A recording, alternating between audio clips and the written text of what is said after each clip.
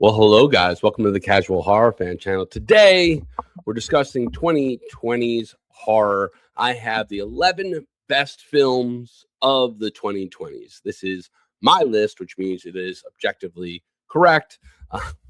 And just a note, it's not in any order until the last four. The last four are my four favorite films, and 4-1 is I like one more than four, and three more. You get the idea. So we're going to start things off with number 11, 2020's Saint Maud, directed by Rose Glass. It leads Morfydd Clark and Jennifer L. Synopsis: a devout hospice nurse becomes dangerously obsessed with saving the soul of her dying patient as her religious zeal spirals into something far darker. I think this movie is excellent. I think the performances are perfect. It's scary, and it's a unique kind of scary. It's a true psychological horror. It's also a genuine tragedy, and it doesn't feel cheap. It doesn't feel like something that couldn't happen, right? Or something that's like so far out of the realm of possibility. It allows you to experience such lows in a very plausible way. I also think as a Christian, it's an important movie, even though like I'm sure that the director, I don't know for sure, but if I were to guess, the director was not trying to make a movie that was very pro-Christian. Certainly not. It doesn't seem that way. But I think as a Christian, we do have to be scared, a little bit concerned, because it's important to be zealous, and it is important to speak the truth and to try to evangelize. All of these things are good.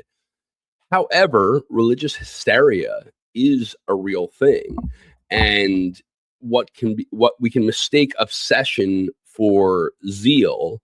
And I've done this probably in the past, and a lot of us have done similar things, obviously, hopefully to a much lesser degree than Maud in this movie.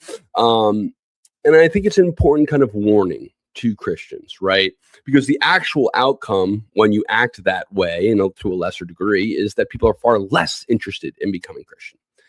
At number 10, it's Oddity, directed by Damien McCarthy, starring Carolyn Bracken and Gwilym Lee. A blind psychic investigates her twin sister's murder using an unsettling wooden mannequin, uncovering the supernatural truth behind the killing. I love this movie. I think this is by far Damien McCarthy's best film. I think it's way better than Hokum, which came out this year, although I thought Hokum was pretty good. It's just scary. It's just a really scary film. I think the twist is pretty good, or the reveal is really good. I think the interactions with the blind sister is scary. I love like the wood mannequin and how that sort of operates within all of this. The performances are excellent. I also love like the color tones throughout, like that dark blue that they do is kind of gives an oppressive vibe to this movie. Big fan of Oddity. I've only seen this once, but I need to watch it again. It's an excellent film. Next, I'm not even sure why I put this on this list, but I do really like it, but I don't know if it should be on this list. It's Megan from 2023, but I liked Megan a lot. It's directed by Gerald Johnstone. It leads Allison Williams and Violet McGraw. A roboticist builds a lifelike AI doll to bond with her newly orphaned niece, but the doll develops a violent will of its own to protect her. I just think what's great about, first of all, I like dolls. Like, even though I'm not a huge Chucky fan, like I love Abigail, I love the boy, and I really like Megan. And I honestly even like Megan too, even though they did, of course, as they have to do, they kind of made it more of an action thriller versus a proper horror film, which Megan was. It deals with vulnerability and parenthood and trying to protect children. And I think the interesting story is that in trying to protect her now adoptive daughter, right, or the woman, the girl that she's caring for, she inadvertently or unintentionally puts the daughter into danger, right? And this is kind of like a constant predicament for parents, right? Like we can, we try to protect our kids, but sometimes if we're too protective, or if we do things that are like atypical at times, we could potentially put our kids in more danger. And I think what unfolds, and also I like the Megan doll. I think she looks cool. I think the kills in this are kind of brutal. I also think it's pretty interesting. It speaks to a potential future. Maybe we see, I'm not, obviously, Next is X from 2022, directed by Ty West, leads Mia Goth, Jenna Ortega, Brittany Snow, and Martin Henderson. A group of young filmmakers shooting an adult film on a rural Texas farm in 1979 are stalked and murdered by one of the elderly couple who owns the property. X is awesome. It's obviously an ode to the Texas Chainsaw Massacre. Mia Goth and Jenna Ortega just knock it out of the park. I really love the interactions between Jenna Ortega and the boyfriend, or is it Brittany Snow and the boyfriend? I'm not sure. It's been a while since I've seen this one, but it's just like it captures that grimy kind of edgy feel that you get from Texas Chainsaw Massacre, but it brings it to the 21st century, right? Like it's sort of modernizing the 21st century without like being offensive and a theft of the original film. It stands on its own. I also think the moral messaging is kind of interesting because they're engaging in the sin, because they're engaging and they're trying to profit off of wickedness. They have to go to a place where they're not safe and they deserve it or anything like that. But when you engage in these unsavory activities, right, you're going to then interact with people who are antisocial, who don't really know how to interact, or who are less likely to know how to interact and understand other people. So I think that there's an interesting message there, and it's just a good movie. It's just a good watch. It's scary. The kills are good. It's entertaining. I'm a fan of X. Next is kind of a sleeper pick. I feel like this movie's underrated. It's Abigail from 2024, directed by Matt Bettinelli. It stars Melissa Barrera, Alicia Ware, Dan Stevens, Catherine Newton. A crew of kidnappers holding a young ballerina hostage in a remote mansion discover too late that she's actually a centuries-old vampire.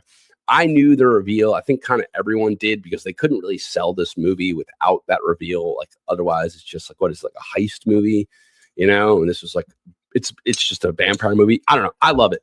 I think it's a good amount of scary. I think it's a good amount of funny. I think it's a good amount of tongue in cheek and kind of letting the audience in on the fun, right? She's literally like a dancing ballerina and she does this kind of goofy stuff as she's killing people. Like that's funny, but it's also like gruesome. She's also brutal and dark and evil and wicked and ancient and all of these things that we associate with vampires. So Abigail, I think is fantastic. I recommended this movie to my brother though, and he still is like, won't trust me with movies because he hated it so much. I'm kind of pissed off about that. Next is Talk to Me from 2023, directed by Danny and Michael Philippou, stars Sophie Wilde. A group of friends discover they can conjure spirits using an embalmed hand until one of them goes too far during the game and unleashes terrifying supernatural consequences. So this is like, what's great about this movie is it's a Ouija board movie, right? It's a medium movie, right? We've seen a million of them. A lot of them stink. Like I've even said, I didn't even watch Ouija because I was like, this is just like cheap exploitation stuff. This one found a way to be unique and scary as hell. Like not just the visions, but then also just what's going on in the real world as they're experiencing the visions and the tension between the characters and the trauma that they experience throughout this. This movie's heavy and excellent. Really awesome movie. Talk to Me from 2023. At number 5, we have Robert Eggers' Nosferatu, starring Bill Skarsgård, Lily Rose Depp, and Nicholas Hoult, a gothic retelling of the Dracula myth following a young woman haunted by the obsessive, destructive attention of an ancient vampire. It's beautiful. It's beautiful, but it's also gross and unsettling and uncomfortable, and I think they capture the proper Dracula, right? Where like he has been portrayed as like this very attractive, almost like seductive, and he is a seductive force, but he also is like visually unappealing and disgusting.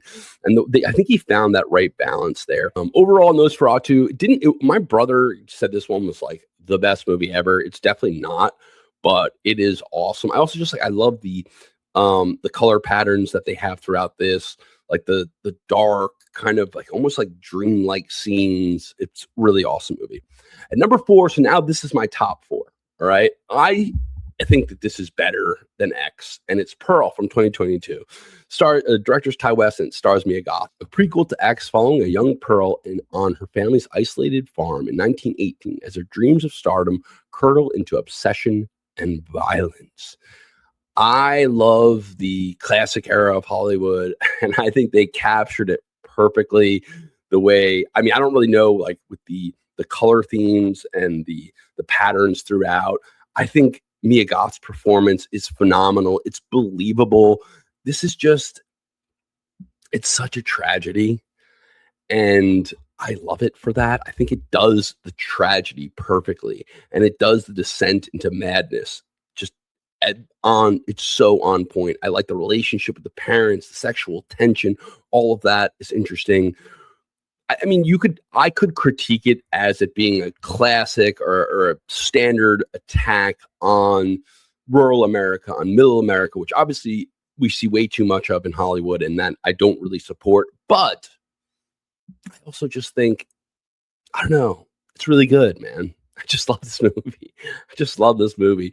I think her kills are amazing. Her arc is just wild to follow. I think it's just immensely entertaining throughout. She's a character that you want to root for, but also like you see her inevitable demise from the beginning, and you're just kind of watching it. And there's no way off this train. Pearl's awesome. I think it's underrated. Everyone rates X above Pearl. I think Pearl's way better than X. And number 3, it's 2024's Late Night with the Devil, starring Cameron Carnes and directed by Cameron Cairns and Colin Cairns. Lead David Dastmalchian. A struggling late night talk show's live 1977 Halloween special spirals into chaos when a supernatural guest segment unleashes something genuinely evil on air. I don't really know exactly what I love so much about this movie. I think it just touches on so many interesting themes. There's obviously religious themes that I like, that I think are important to speak about, but also there's themes of betrayal and secrecy and esoterica and ambition, and right, what somebody will do to reach the top, right? I think a lot of times average people like myself, we underestimate the wickedness of man because if you're just a normal person, you wouldn't do these things, right? But in order to get into these positions of power, oftentimes people do have to make sacrifices, right? And that's exactly what our lead does here. I also think it's like I don't like found footage, but it's the best found footage film ever. I mean, I don't even really like to call it found footage, even though it's literally definitely a found footage film. The performances are great. The scenes are amazing. It's like so believable too. It takes you back to a period in time that like wasn't that long ago. It's just awesome. And number 2 is 2024's The Substance. Coralie Fargeet. The stars Demi Moore and Margaret Qualley. A fading fitness star takes a black market drug that spawns a younger version of herself, and the two identities descend into a monstrous rivalry for control. I love The Substance, dude. And I don't really love body horror. I mean, like, there are definitely good body horror films that I enjoy, but like generally it's not really my go-to. This is just amazing. I think Demi Moore, it's like she could have won an Academy Award for this performance. She's absolutely phenomenal, believable, and impressive the way at her age, and again, like she does it sort of like parallels her real life in that like she's not the starlet that she once was. She's now aged, right? There are certain roles that she's no longer qualified for, right? And also it's like with modern technology, you can do these sort of anti-aging things, especially if you have a lot of money, but like there is going to be a sacrifice. It does come at a cost. It's so dark, man. It's so freaking dark. And I think the special effects are perfect and on point. It's like believable, but it's over the top. I love this movie. I think it's one of the best movies of all time. Definitely best of the 2020s. At number 1, I think it's just the best movie of the 2020s. It's Obsession from 2026, directed by Curry Barker, starring Michael Johnson and Indy Neveretti. A shy music store employee makes a selfish wish on a supernatural toy to make his crush fall for him and gets far more than he bargained for when it actually works. It's like everyone's seen Obsession and it's just so freaking good. Like the way it deals with interpersonal relationships and what is love. It explores questions of personhood, right? Like when does someone stop being the person that they are? When do they lose their personhood, their agency?